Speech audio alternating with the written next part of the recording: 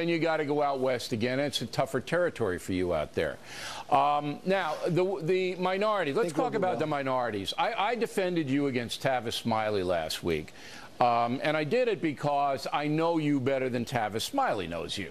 I don't even know if you know him. He doesn't know me at all. All right, okay. But Smiley I never met him. Smiley brought in the fact that you were this racial arsonist. That's what he used. And I said, hey, look, I known the guy for 30 years, and I've never seen any of that, and you got to give me an example. And he really couldn't. But that's the perception in the African-American precincts, that you're a racial guy, you don't like them. Is there a strategy that you have or your staff has to negate that? Well, I don't think it is the perception, actually, Bill. I have tremendous numbers of African Americans that work for me. I'm going to bring jobs back to the country. I don't think it's the perception at all. I just don't. I think we're going to do fantastic with African Americans what's your message and to with them, Hispanics. What's your message to African Americans? My message is I'm going to bring jobs back, Bill. Jobs. My message is I'm bringing jobs back to the country, and they're going to have jobs because right now we don't have jobs. China has the jobs. Mexico has the jobs. Japan has the jobs. Everybody has the jobs. We don't have the jobs. The jobs have been taken out of the United States like we're a bunch of babies. Okay, like so it's an economic play. But what about the grievance industry? Run by your friend Al Sharpton, where, you know, not only do you have to bring prosperity to all Americans, not just blacks, but we owe them. We owe the African Americans because of the historical atrocities that they've had to live through, their families, their ancestors. Well, how are you going to deal with that? Well, I think we're going to do fine. Again, I think that... But what are you going to tell them when that comes up? And you're going to start to see it. I'm telling you, it's an economic message. If you look at President Obama, he's been a president for almost 8 years. It will be 8 years. You have with black youth, with African-American youth, you have a 59% unemployment. With people of prime age, it's much higher. What's happening? What's happening? What's happening, family? It's the student master teacher here, Mr. I Stay Woke, Chris Monroe, checking out this O'Reilly interview. I don't agree with a lot of the stuff O'Reilly does, but I will say he does ask some tough questions. He pinning them down. He finally got Donald Trump to go ahead and have to acknowledge that black people even exist in this country. You know, there's been a lot of stuff said about Donald Trump, about him being a racial arsonist, like he was saying about Tavis Smiley and things like that. Is that true? Is Donald Trump truly the racist person that the media portrays him to be?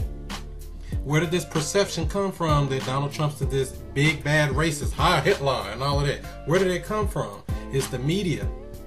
The media made you believe that. Now, you know, O'Reilly has a point with what he's saying, that, you know, he's known the guy for 30 years. Have you seen any evidence of that? That's what you have to look at. Look at the person's history. 30 years, you know, 25 plus years of a track record. I mean, I'm sure he did some racist stuff in his life. All of them do. But I'm just saying, reality. When you look at it, the overall thing, Donald Trump only became a big time racist when he decided to want to run for president. Why is that? Why come none of this never came out prior to the last 8-9 months? That tells you something fishy going on, you know.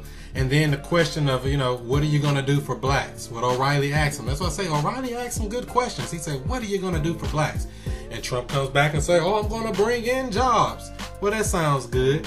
But, you know, he need to have a stronger message than that. He can actually win this election pretty easily, which I said back in August. If you check my YouTube, you'll see that, you know, I had a video up back in August saying that he's going to be the next president. But he's making it hard on himself. All he has to do is say something simple like, you know, he'll do something. Something, you know, give him hope and change. The same thing Obama gave. And that brings back to the grievance people. When he say, when, you know, Al Sharpton and people like him say that white people owe black people in this country, which is true. They owe reparations. They owe stuff. They owe something to black America.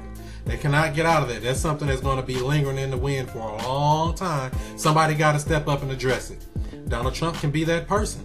He could go ahead and say, oh, yeah, once I get the economy turned around, we're going to look into it. Or, you know, something. Just give him a little carrot. Give him something to make him feel good. And he could win the black vote like that. You know, we just sign up for anything. Oh, Trump said he's going to give us reparations.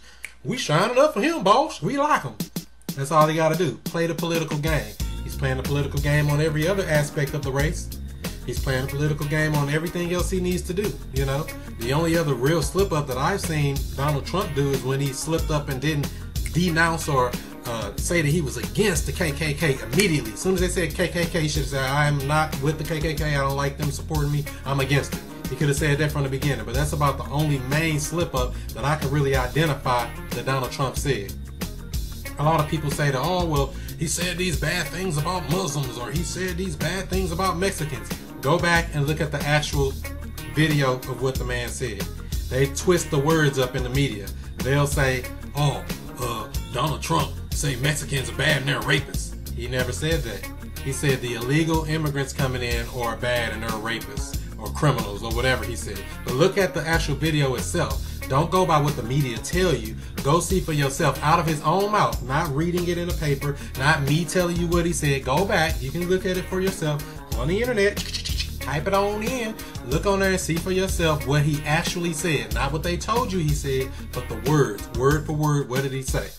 And I know he picked the words, perfectly because he was reading it off a piece of paper. But we're going to go ahead and take a quick break. We're going to put this in and I'm going to show you the rest of this interview in a moment. Right back. Don't touch nothing. More on the way. Hey, do you know where I can get like them big RBG banners? Yeah, man. Go down to ChrisMonroeSTL.com. They got the big RBG banners, the little RBG banners, Ankh snapback hats, the RBG Africa snapback hats, and a whole lot more. This is the student master teacher, Mr. I Stay Woke himself, letting you know you need to check out the website, ChrisMonroeSTL.com. Got some brand new arrivals, male and female t-shirts. If everyone is thinking alike, then someone is not thinking. ChrisMonroeSTL.com.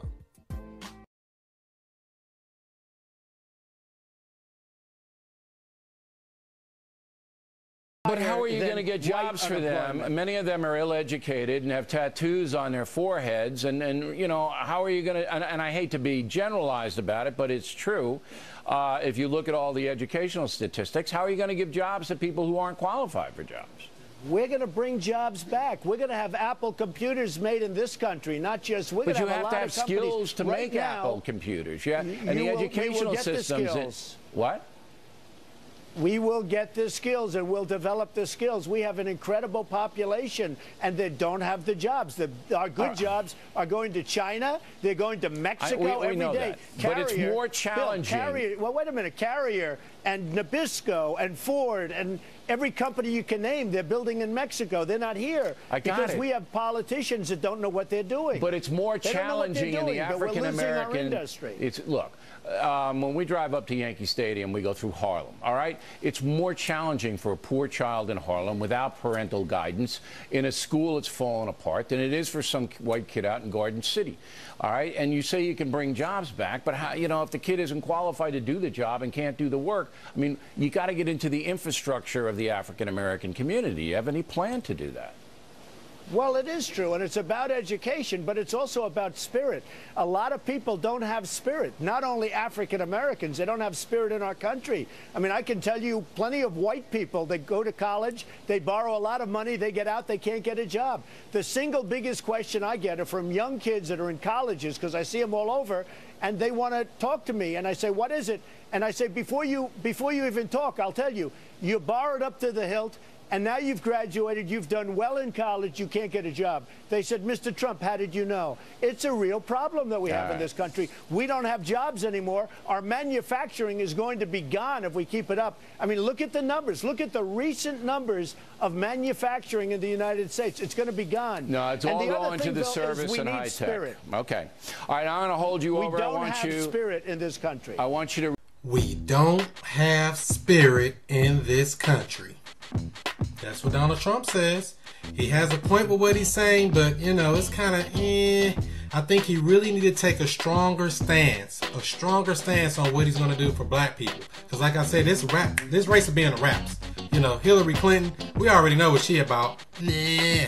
Bernie Sanders, they're going to steal the election from him. So, can't feel the burn with that going on. So, lo and behold, because of the superdelegates, you know how that work on the Democrat side. Superdelegates going to steal it. They really not even, it's kind of neck and neck for real. But Hillary's only winning because of superdelegates, Plus, Bernie Sanders winning states and Hillary Clinton still getting more delegates. What's that about? But that's another topic.